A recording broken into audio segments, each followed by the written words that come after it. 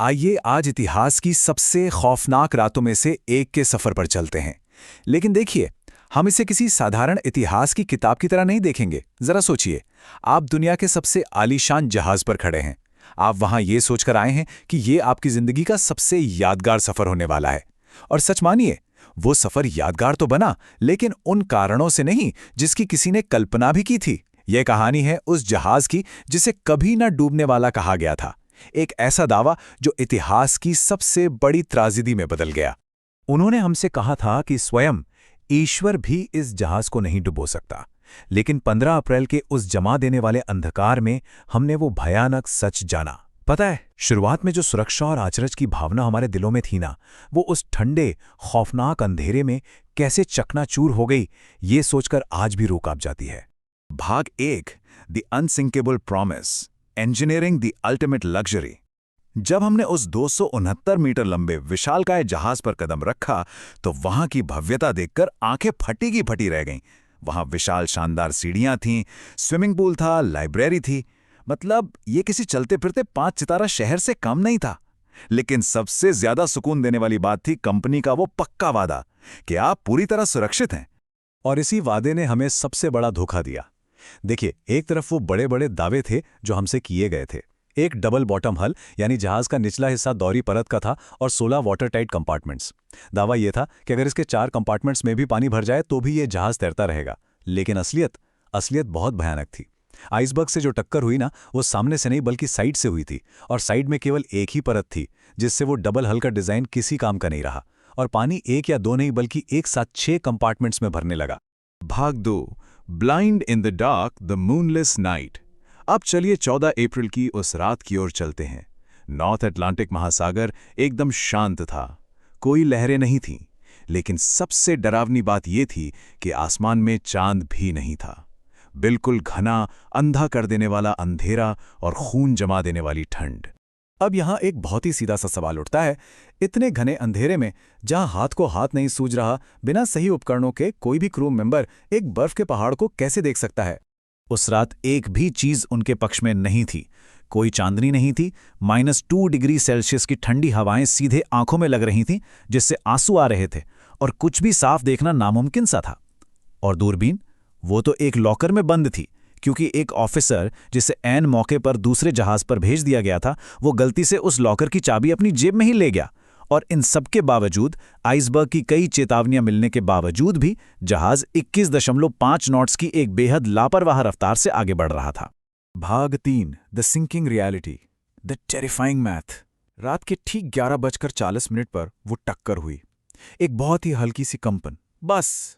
लेकिन जैसे जैसे मिनट बीतते गए, खौफ का साया गहराने लगा।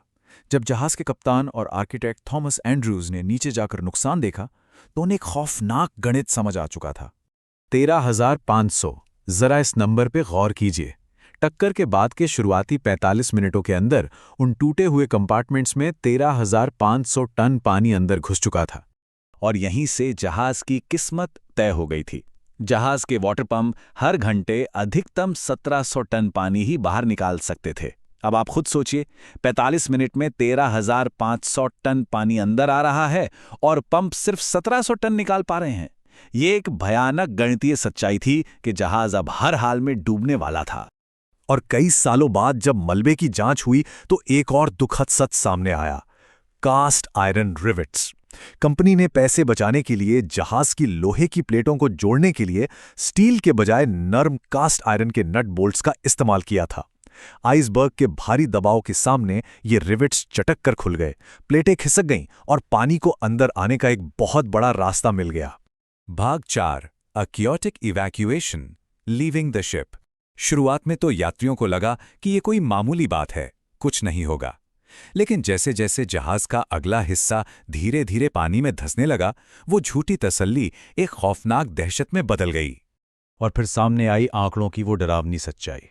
जहाज पर 2200 से ज्यादा लोग मौजूद थे, लेकिन उन 20 लाइफ बोट्स में जगह कितनी थी? सिर्फ 1200 लोगों के लिए। मतलब साफ था, 1000 से ज्यादा लोगों का उस जहाज पर ही फंसे रहना तय था। और इसके बाद जो हुआ वो पूरी तरह से अफरा तफरी थी। लोगों को चढ़ाने का कोई सही तरीका नहीं था। शुरुआत में तो लोगों को लगा ही नहीं कि ये विशाल जहाज डूब सकता है। इसलिए 65 लोगों की जगह वाली पहली लाइफ बोट केवल 28 लोगों को लेकर ही नीचे उतार दी गई। फर्स्ट क्लास के यात्रियों, महिलाओं और बच्चों को ही सबसे पहले बचाया जा रहा था। वहीं थर्ड क्लास के कई यात्री तो नीचे डेक में ही फंसे रह गए थे। और जब जहाज बहुत ज्यादा झुक गया तो अपनी जान बचाने के लिए लोग उस -2 डिग्री के बर्फीले पानी में ही कूदने लगे। जहाज 2 हिस्सों में टूट गया और फिर धीरे धीरे डूबने लगा।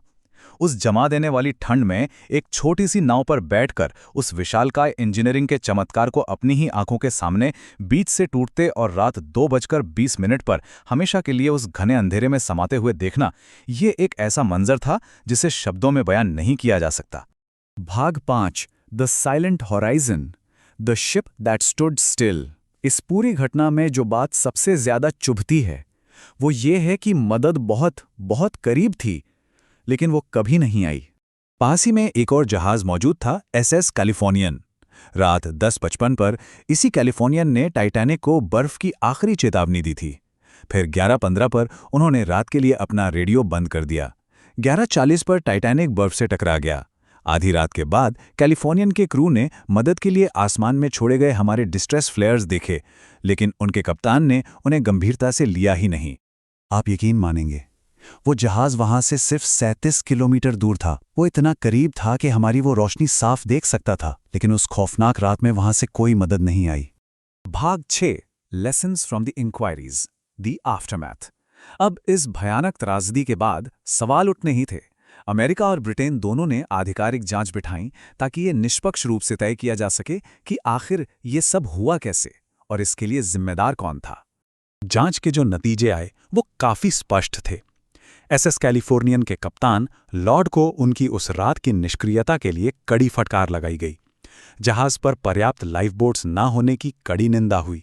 उस समय के वायरलेस कम्युनिकेशन की कमियों को उजागर किया गया और एक नया नियम बना कि हर जहाज पर रेडियो अब 24 घंटे चालू रहेगा। हालांकि ब्रिटिश जांच ने व्हाइट स्टार लाइन कंपनी को किसी भी गंभीर आरोप से बचा लिया, जिसे लेकर बाद में काफी आलोचना भी हुई। पर हाँ, इस हादसे ने समुद्री यात्राओं की दुनिया को हमेशा के लिए बदल दिया। इसी घटना के बाद इंटरनेशनल आइस पेट्रोल का जन्म हुआ और सोलास जैसी अंतर्राष्ट्रीय संधियां बनी, जिसने ये बिल्कुल अनिवार्य कर दिया कि भविष्य में कोई भी जहाज तब तक समुद्र में नहीं जाएगा जब तक कि उसमें सवार हर एक इंसान के लिए लाइफ बोट मौजूद ना हो। हमने लाइफ बोट्स की कमी दूर कर ली, रेडियो की समस्या सुलझा ली, लेकिन ये सब हमें एक बहुत ही गहरे सवाल पर लाकर छोड़ देता है। क्या हम कभी किसी ऐसी मशीन का निर्माण कर सकते हैं जो मानवीय अहंकार और हमारे अति आत्मविश्वास से पूरी तरह सुरक्षित हो? शायद इस पूरी कहानी का सबसे बड़ा सबक यही है कि हमारी तकनीक कितनी भी आगे क्यों ना बढ़ जाए, वो प्रकृति की ताकत और हमारी खुद की सतर्कता की जगह कभी नहीं ले सकती।